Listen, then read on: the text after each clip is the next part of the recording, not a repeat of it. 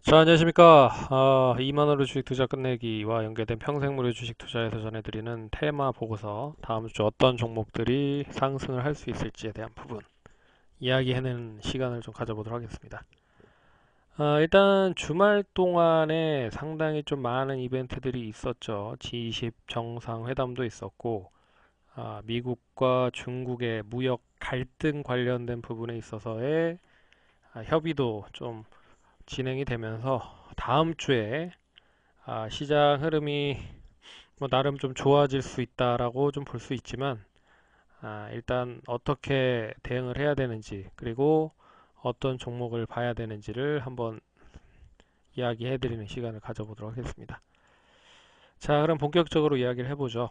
음, 일단 지난주 금요일 날 좀 특징적인 부분을 보면, 일단 뭐 시장이 긴가민가 하는 그런 부분들을 보였고, 삼성전자가 뭐 잘 아시다시피 이 하웨이, 중국 회사죠. 허웨이와 아, 기술 특허 관련된 부분에 있어서 이 패소를 했습니다. 예, 소송 패소를 해서 중국 시장에서 이제 중국 자국 내 업체에 손을 들어줬다라는 부분은 일단 삼성전자한테 상당히 좀 피해를 갈 수 있다. 그리고 앞으로도 중국 시장 쪽에서 상당히 위축이 될 수 있다라는 부분으로 좀 해석을 할 수 있어서, 결론적으로 삼성전자가 주가를 많이 시장 자체를 떨어뜨리면서 거래소 시장과 코스닥 시장을 동반 하락으로 연결시켰다라고 좀 볼 수 있을 것 같고요.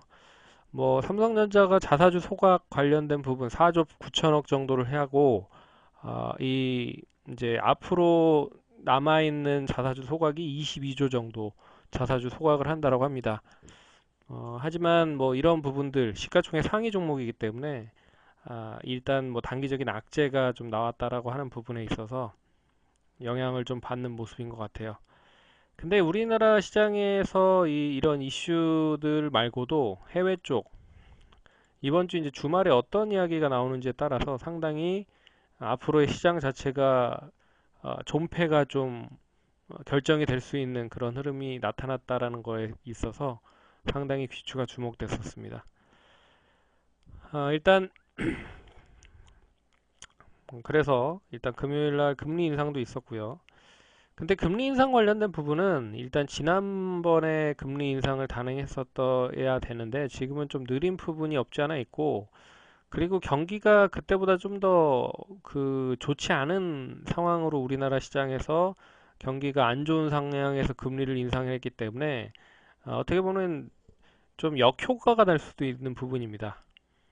이 미국 같은 경우에 경기가 상당히 좋고 경제에 대한 자신감이 있기 때문에 금리 인상을 하는 부분과는 다른 부분으로 해석할 수가 있는 부분이에요. 그래서 어떻게 보면 이제 미국 시장과 유럽 시장, 해외 시장 쪽에 자금이 유출되는 것을 막을 수 있는 부분이 바로 이제 금리 역전 현상에서 이제 금리를 올리면서 이 역전 현상에 대한 부분을 좀 줄일 것이다 라고 하는 부분과, 그리고 미국의 12월 금리 인상이 어느 정도 단행이 된다고 하면 우리나라 시장과의 금리 격차는 더 벌어지는 부분이기 때문에 미리 선제 조건으로 금리를 인상을 했다라고 보실 수가 있지만, 뭐 나름 지금이라도 이제 금리를 결정을 해서 다행이다. 하지만 경기가 우리나라 시장 경기가 그렇게 썩 좋은 흐름을 보이는 게 아니기 때문에 뭐 자영업이라든지 부동산 쪽 관련된 부분에 있어서 악영향은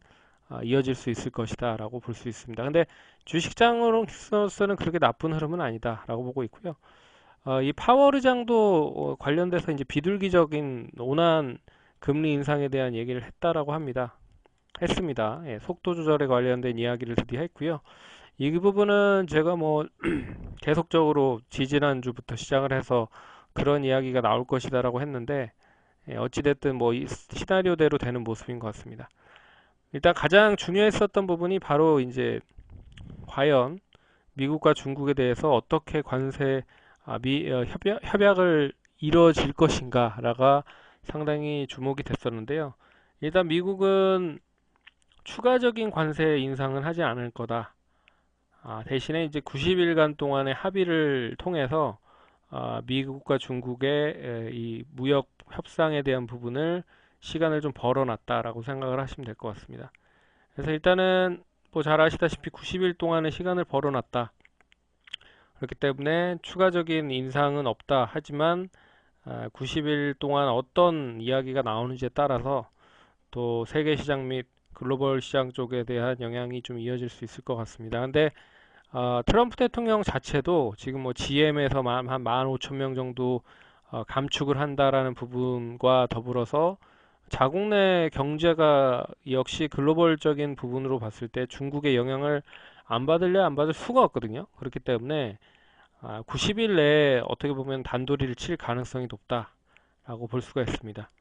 여기에 이제 트럼프 대통령이 북한에 대해서 1월, 2월 정도에 북미 정상회담을 진행할 것이다 라고 이야기를 하고 있고요. 그런 부분에 있어서는 역시 가장 먼저 전제적으로 돼야 되는 것은 비핵화가 우선시 돼야 된다. 그 전까지는 계속 제재가 이어질 수 있을 것이다. 그러면 그 전에 우리나라와 다시 이제 남북 정상회담이 이루어질 가능성이 높고 김정은 위원장이 우리나라 쪽 방문할 수 있을지가 상당히 주목되는 부분이다. 근데 뭐 청와대 얘기로는 김정은 위원장이 약속을 잘 지키기 때문에 이번 올해 안으로 뭐 우리나라에 방문을 할 수도 있을 것이다. 뭐 이런 얘기가 나오고 있는데 이 부분은 어찌됐든 대북 관련된 부분은 완전하게 그 최악의 최악으로는 전환되지는 않고 있다.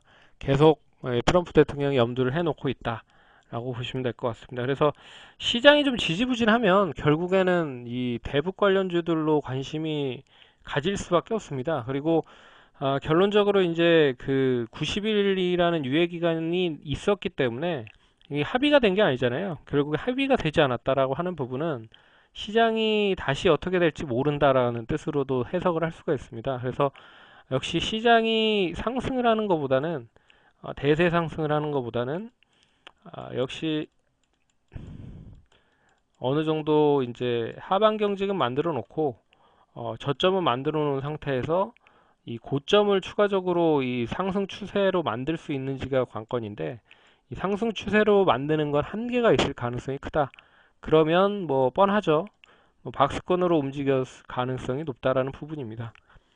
네, 여기에서 이제 박스권으로 움직이지 않을 가능성이 큰 게 이제 대북 관련된 부분, 남북 관련된 부분에 있어서 이슈가 언제 발표되는지에 따라서 좀 영향을 받을 수 있다는 거죠. 그래서 지난주에 상승했던 종목들 한번 보겠습니다. 지난주에 상승했던 종목들 보면 특이한 부분이 이제 자동차 관련된 부분이 있었고요.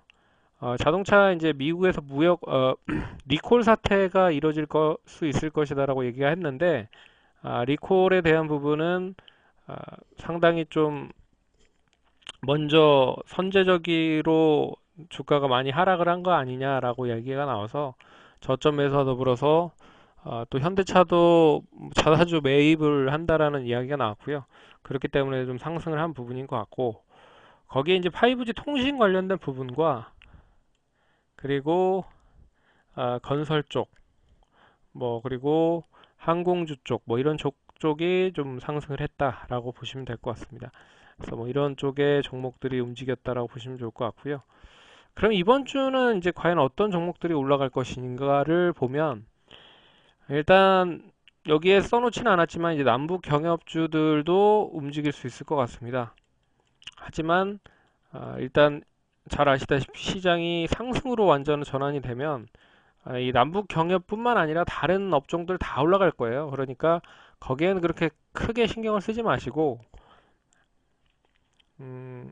이제 중국과 미국의 무역 협상이 본격화되는 부분들이 있기 때문에 그동안에 좀 많이 더 하락을 했었던 종목들이 움직일 가능성이 높지 않을까라고 보고 있어서 역시 뭐 최근에 잘 아시다시피 중국 단체 관광에 대한 허용 관련된 부분으로 화장품 엔터 관련주들을 좀 봤고요.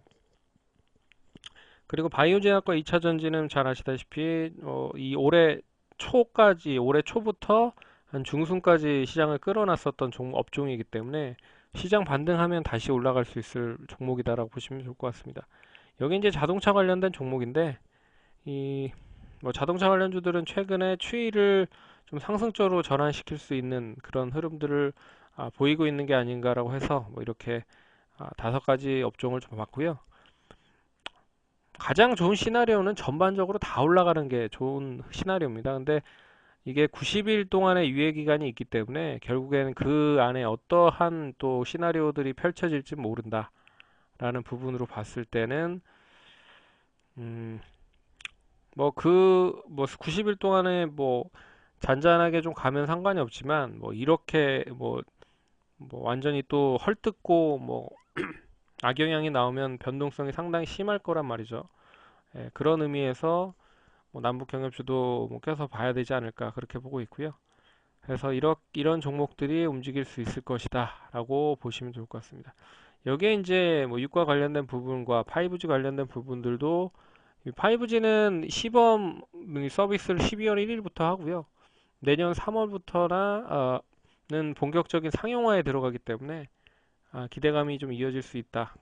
그리고 시장이 좋든 나쁘든 그런 정책적인 부분을 좀 펼쳐 나가야 되기 때문에 인프라 투자는 계속 진행이 돼야 될 가능성이 크다라는 부분이고, 그리고 뭐 자동차는 신차 관련된 부분에 있어서의 이슈 그나마 좀 이어질 수 있을 것이다. 그리고 뭐 자산 가치 대비했을 때 상당히 좀 많이 하락을 했었던 게 사실이기 때문에 상승을 한다라고 하면 자산 가치가 좀 좋은 종목들 위주로 상승을 할 수도 있을 것이다. 그리고 항공주들도 쉽게 유가가 뭐 크게 반등을 하지는 않을 것 같아요. 그래서 일단 관심 있게 보셔야 되는 업종 중에 하나다. 그래서 뭐 한 3가지 정도 보면 남북 경협, 항공, 그리고 5G 관련된 부분들도 눈여겨서 보시면 좋을 것 같습니다. 다음 주도 힘내시고요. 일단 불확실성들을 상당히 다 이제 거쳐놨기 때문에 일단 특별한 악재가 없으면 긍정적인 흐름이 이어질 가능성이 높다. 네, 그 흐름으로 좀 보시면 좋을 것 같습니다. 그러면 이번 주도 수고하시고 화이팅 하시고 이것으로 방송은 마감하도록 하겠습니다. 감사합니다.